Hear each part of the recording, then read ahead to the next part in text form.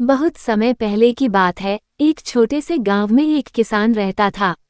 एक दिन उसे जंगल में एक घायल बाज का बच्चा मिला।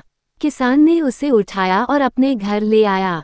उसके पास कई मुर्गियां थीं, तो उसने बाज के बच्चे को भी मुर्गियों के साथ पालना शुरू कर दिया। समय बीतता गया और वो बाज मुर्गियों के साथ बड़ा होने लगा। जैसे मुर्गियां रोजाना जमीन पर चलती, वैसे ही वह बाज भी उन्हीं की तरह जमीन पर रहने लगा। उसे यह विश्वास हो गया कि वह भी एक साधारण मुर्गा ही है। उसने कभी आसमान की ओर उड़ने की कोशिश नहीं की, क्योंकि उसे यही सिखाया गया था कि वह उड़ नहीं सकता। एक दिन गांव में एक संत आया। उसने उस बाज को देखा और किसान से कहा, ये बाज है, इसे आसमान में ऊंचाई पर उड़ना चाहिए, लेकिन ये तो मुर्गियों की तरह जमीन पर चल रहा है। किसान ने हंसते हुए कहा, ये बाज तो अब मुर्गा बन चुका है, यह उड़ नहीं सकता। संत ने कहा, नहीं, ये बाज है और बाज कभी मुर्गा नहीं बन सकता।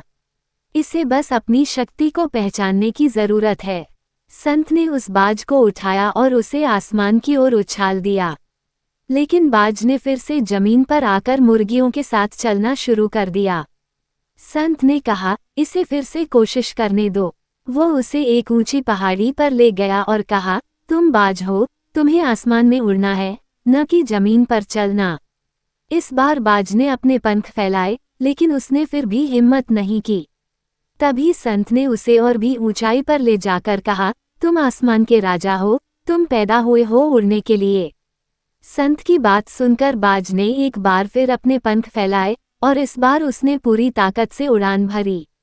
वो ऊंचाइयों में उड़ने लगा, क्योंकि अब उसे एहसास हो गया था कि वो वास्तव में एक बाज है, न कि मुर्गा। कई बार हम अपनी परिस्थितियों या दूसरों की सोच के कारण खुद को सीमित कर लेते हैं, लेकिन हमारी असली पहचान और शक्ति तभी सामने आती है जब हम अपने डर और सीमाओं से बाहर निकलते हैं।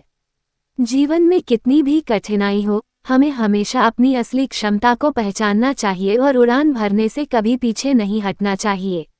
ये कहानी हमें ये सिखाती है कि हमारी सीमाएं हमारी सोच में होती हैं, और जब हम अपने पर विश्वास करते हैं, तो हम असंभव को भी संभव बना सकते हैं। धन्यवाद। कहानी को लाइक करें, शेयर करें और चैनल को सब्सक्राइब करें।